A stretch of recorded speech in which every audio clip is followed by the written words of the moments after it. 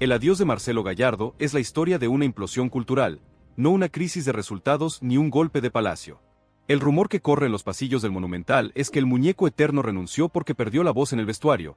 La cultura del hambre que él mismo instauró colapsó bajo el peso del éxito crónico y la complacencia generacional.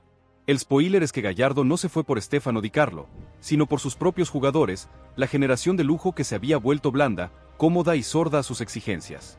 Di Carlo, el ejecutivo pragmático, no buscó un estratega, sino un sargento de hierro.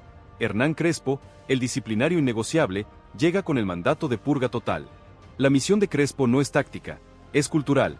Erradicar la zona de confort y restablecer la cultura del sacrificio a través de la mano dura militar. La pregunta que estremece al hincha es brutal. ¿Fue el agotamiento cultural de Gallardo la verdadera causa de su caída, o es Crespo, el disciplinario, el único capaz de quebrar a la generación de cristal y salvar el legado de la exigencia? ¿El culto al éxito de River Plate devoró a su propio creador? Suscríbanse ahora mismo. Dejen en los comentarios si el factor comodidad destruyó la dinastía y analicemos al detalle el colapso de la cultura de la exigencia y la operación Sargento que se viene. Capítulo y la fatiga del guerrero y el colapso del hambre. El verdadero motivo del adiós de Marcelo Gallardo es la fatiga del guerrero al ver que su principal arma, la cultura del hambre, había colapsado. Después de 8 años de éxito ininterrumpido, los jugadores, especialmente los jóvenes y los nuevos fichajes, cayeron en la complacencia crónica.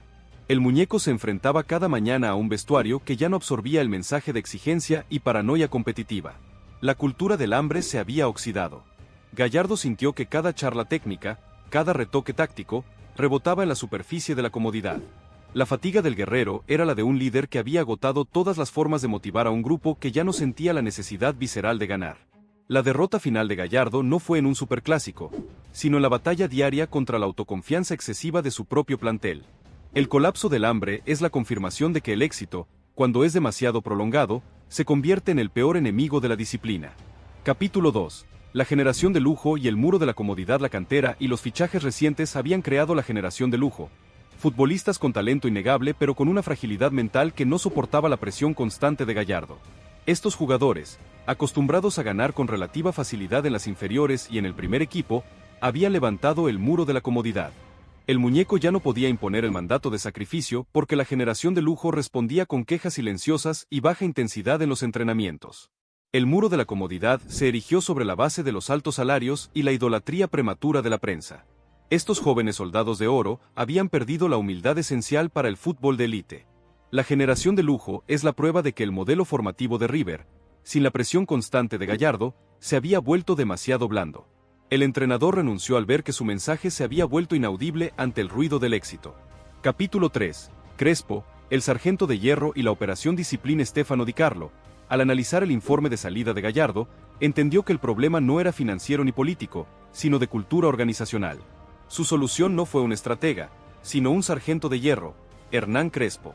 La operación disciplina es el verdadero mandato de Crespo. Di Carlo le dio plenos poderes para restaurar la jerarquía a través de la mano dura militar.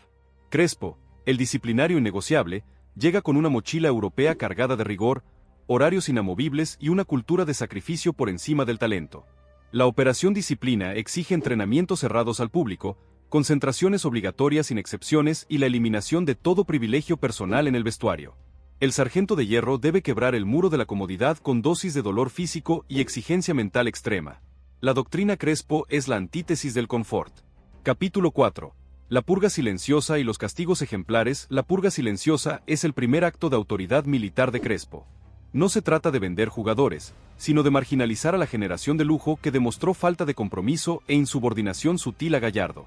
Los castigos ejemplares serán la herramienta principal. Jugadores con alto salario y nulo sacrificio serán relegados al banco de suplentes, o peor aún, a entrenar con la reserva, sin importar el costo político. Crespo tiene un mandato de impunidad disciplinaria de Di Carlo. Limpiar el vestuario de todo rastro de complacencia.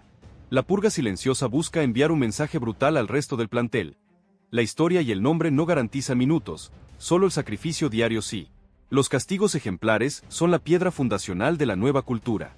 Capítulo V. La traición de los asistentes y el informe de la deserción. La crisis cultural de River fue confirmada por la traición de los asistentes de Gallardo. El cuerpo técnico saliente filtró a Di Carlo el informe de la deserción, un documento que detallaba los actos de insubordinación, las tardanzas injustificadas y la falta de respuesta física de los jugadores a las exigencias de Gallardo en los últimos 6 meses. Esta traición fue el golpe final a la imagen de armonía del ciclo. Los asistentes, cansados de ser el pararrayos entre el muñeco y la generación de lujo, decidieron exponer la verdad cruda para justificar la necesidad de un cambio de mano. El informe de la deserción fue el cheque en blanco que Di Carlo le dio a Crespo. La cultura está rota, repárela a cualquier precio. La traición de los asistentes es la prueba de que el problema estaba enquistado en la base operativa del club. Capítulo B. La pretemporada infernal y el resurgir del dolor. Crespo impuso la pretemporada infernal, un régimen de entrenamiento espartano que busca el resurgir del dolor físico como purificador mental. Las sesiones son largas, con énfasis en la fuerza física pura, la resistencia aeróbica extrema y los ejercicios de contacto de alta intensidad. El objetivo es romper la inercia de la comodidad y recordarles a los jugadores el precio físico de la victoria. La pretemporada infernal es un duelo directo a la generación de lujo, que está acostumbrada a la suavidad de la pelota y la intensidad controlada. El resurgir del dolor es necesario para recalibrar los límites de la exigencia. Crespo entiende que la disciplina táctica solo es posible cuando el cuerpo está al límite y la mente está concentrada en la supervivencia. El nuevo River será un ejército de gladiadores, no un ballet de estrellas. Capítulo 7. El conflicto con la vieja guardia y el mito del ídolo cómodo. La vieja guardia, Armamento, Pérez, se convierte en el foco del conflicto, ya que encarnan el mito del ídolo cómodo. Crespo no cuestiona su historia, pero sí su ritmo de trabajo y su exigencia autoimpuesta. El sargento de hierro les ha retirado los privilegios sutiles, permisos especiales, flexibilidad horaria, que Gallardo les concedía por su jerarquía y lealtad. El mito del ídolo cómodo debe ser destruido para que el mensaje de la disciplina sea universal.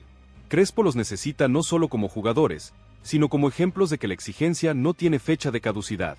El conflicto con la vieja guardia es delicado. Si se rebelan, Crespo pierde el vestuario. Si se someten, el mensaje de la mano dura se legitima ante el resto. La adaptación o marginación es el ultimátum que el disciplinario les ha impuesto. Capítulo 8. Di Carlo. El patrocinador de la disciplina y el blindaje. Stefano Di Carlo es el patrocinador de la disciplina. Su rol no es opinar de fútbol, sino darle a Crespo el blindaje político y financiero para que su operación Sargento sea inmune a la presión de los agentes. Di Carlo enfrenta a los representantes de los jugadores marginalizados con una firmeza corporativa implacable. El técnico tiene mi apoyo total. Si no les gusta, busquen club. El patrocinador de la disciplina protege a Crespo de la guerra de filtraciones y los ataques mediáticos orquestados por los agentes de los jugadores castigados. El blindaje es total. Cualquier cuestionamiento al régimen de rigor de Crespo es tomado como un ataque a la institución. Di Carlo entiende que la única forma de ganar a largo plazo es con una cultura de sacrificio que garantice la competitividad constante. Capítulo 9. El scouting del carácter y el fin del talento blando. La doctrina Crespo reorienta el scouting hacia el carácter por encima del talento puro. El nuevo modelo de reclutamiento prioriza a los jugadores con resistencia mental, humildad innegociable y disciplina táctica extrema, incluso si su capacidad técnica es solo buena. El fin del talento blando es la declaración de guerra a la generación de lujo. El scouting del carácter busca soldados funcionales que entiendan que el sistema es la estrella, no las individualidades. Crespo quiere jugadores que obedezcan la geometría posicional de su 4-2-3-1 de élite sin cuestionamientos ni licencias creativas inútiles. El nuevo River será construido con material humano que priorice el sacrificio sobre el destello. Capítulo X. La revuelta de los agentes y la presión mediática. La operación Sargento de Crespo desata la revuelta de los agentes. Los representantes de la generación de lujo, que ven peligrar sus comisiones millonarias por la marginalización de sus clientes, inician una guerra de filtraciones y presión mediática para socavar la autoridad del entrenador. Los rumores de vestuario, peleas, mal clima, entrenamientos excesivamente duros, son el arma arrojadiza contra Crespo. La revuelta de los agentes es el riesgo operacional más grande para Di Carlo. El blindaje del presidente debe ser totalmente hermético para evitar que la presión mediática fuerce la flexibilización del régimen. Crespo se convierte en el foco del odio de todo el entorno empresarial del fútbol, pero su frialdad analítica le permite ignorar el ruido externo y enfocarse en la purificación interna. Capítulo 11. El espejo de Bianchi y la sombra de la historia. El régimen de rigor de Crespo evoca el espejo de Bianchi en Boca Juniors, un técnico que impuso la mano dura para corregir la complacencia de un plantel plagado de figuras. La sombra de la historia sugiere que esta operación disciplina puede ser extremadamente exitosa si los resultados acompañan. El modelo Bianchi demostró que la disciplina espartana y la gestión de vestuario son más importantes que la innovación táctica. Crespo entiende que su mandato es restaurar el orden antes de preocuparse por el juego bonito. El espejo de Bianchi le da a Crespo el mapa de ruta para manejar a las figuras díscolas y a la prensa sedienta de sangre. La sombra de la historia es el recordatorio de que la victoria es el único antídoto contra la revuelta interna.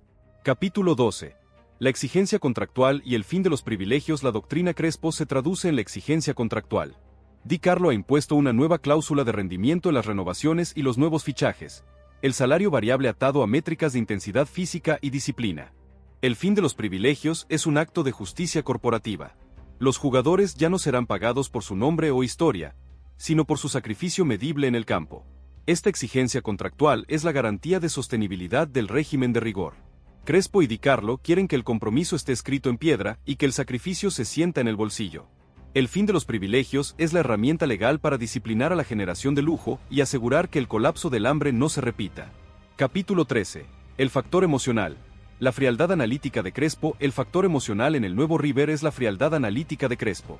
El sargento de hierro evita las charlas emotivas de Gallardo y se enfoca en la corrección técnica y la lectura de datos. Su método europeo es desapasionado y científico. Esto choca con el ADN emocional de River, pero es necesario para desinfectar el vestuario del exceso de sentimentalismo que había generado la complacencia. La frialdad analítica es el escudo de Crespo contra la guerra psicológica de los referentes. El sargento no busca ser querido, sino respetado y temido. El factor emocional de Crespo es la ausencia de emoción. Un líder racional en un entorno pasional, la medicina amarga que River necesita para sanar su cultura rota. Capítulo 14. La batalla por la mística y el legado de la exigencia. La batalla por la mística de River Plate se juega en el vestuario purificado de Crespo. El legado de la exigencia de Gallardo solo puede ser rescatado si el sargento de hierro logra quebrar la comodidad de la generación de lujo. Si Crespo fracasa, el colapso cultural será irreversible, y el modelo River se habrá perdido para siempre. La mística no es solo ganar, es la forma de trabajar, y esa forma estaba en peligro de extinción. Crespo es el último bastión de la cultura de la excelencia. El legado de la exigencia es su arma más poderosa y su juicio más duro. Si el sargento de hierro logra restaurar el orden, será recordado como el salvador cultural del club.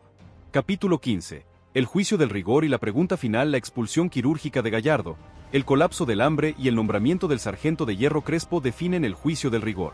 La operación disciplina de Di Carlo ha puesto a River Plate en un camino sin retorno hacia la frialdad analítica y la mano dura militar. El final abierto de esta novela es la pregunta que la hinchada debe responder. ¿Podrá Hernán Crespo, el disciplinario innegociable, quebrar a la generación de lujo y salvar el legado de la exigencia con su régimen de dolor físico y cero privilegios, o es el juicio del rigor la sentencia de muerte para el romanticismo del club? ¿El sargento de hierro es la salvación o la condena? El destino se define en el campo de juego.